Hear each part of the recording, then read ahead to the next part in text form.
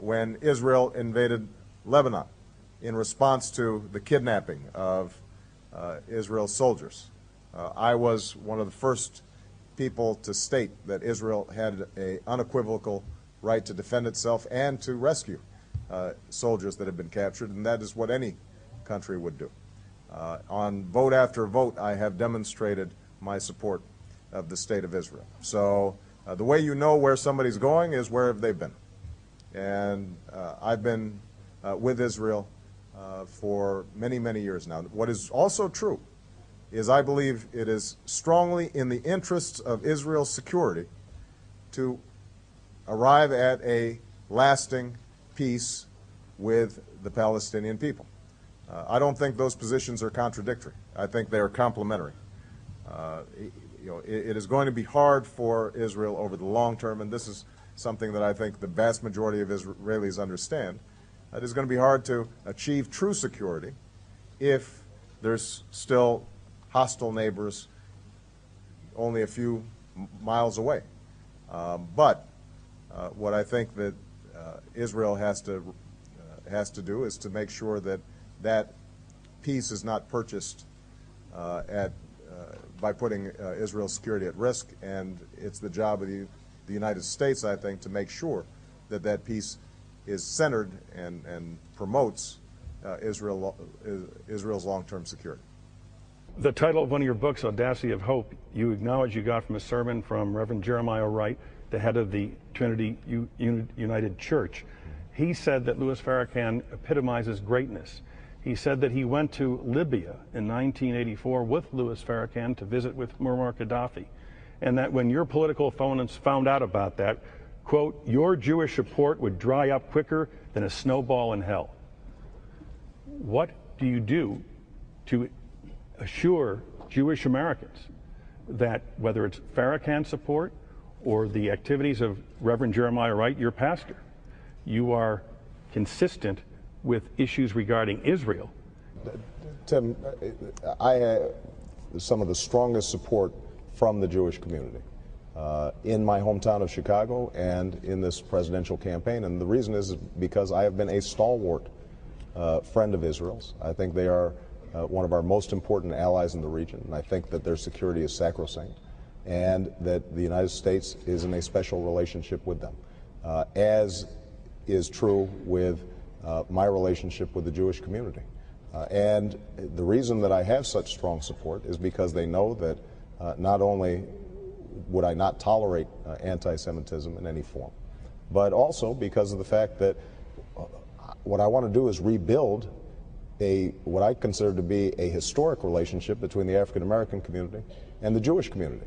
I would not be sitting here were it not for a whole host of Jewish Americans who supported the civil rights movement and helped to ensure that justice was served in the South.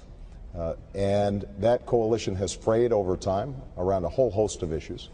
And part of my task in this process is making sure that those lines of communication and understanding are reopened.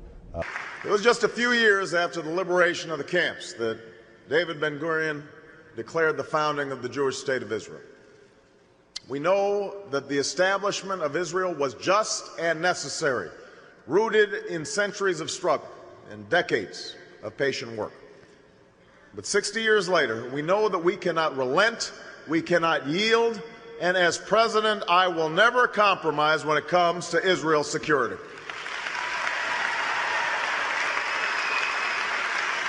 Our alliance is based on shared interests and shared values. Those who threaten Israel threaten us. Israel has always faced these threats on the front lines, and I will bring to the White House an unshakable commitment to Israel's security. That starts with ensuring Israel's qualitative military advantage. I will ensure that Israel can defend itself from any threat, from Gaza to Tehran.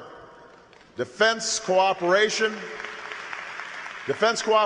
between the United States and Israel is a model of success, and it must be deepened. Aside from elected officials, who can you point to as close personal friends of you and your wife who are Jewish Americans and solidly pro-Israel, anti-terrorist, and can say that close personal friends of you and your wife that have influenced your thinking on the Arab-Israeli conflict. Well, look, I think the general question was that are there past associations of mine that would be troublesome to the Jewish community? And I think I guess the question was from your daughter, are there sort of people who will vouch for me? Now, I have to be very, I have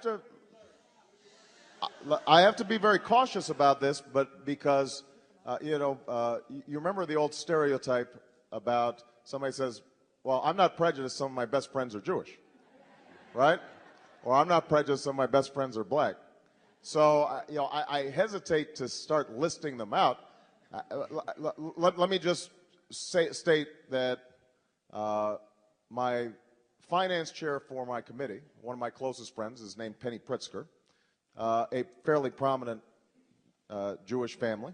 My Illinois co-chair is James Crown, whose father, Lester Crown, is pretty prominent in the pro-Israel community. One of my dearest friends and somebody who constantly advises me on Israel issues is a guy named Lee Rosenberg, who is on the executive board of AIPAC. One of my political mentors is Abner Mikva, who is the former White House counsel. So I could start then going through the list. The irony is that when I was in Chicago, one of the raps on me when I first ran for Congress in the African American community was, he's too close to the Jewish community. Seriously, you can look this up in the newspapers. All his friends are Jews.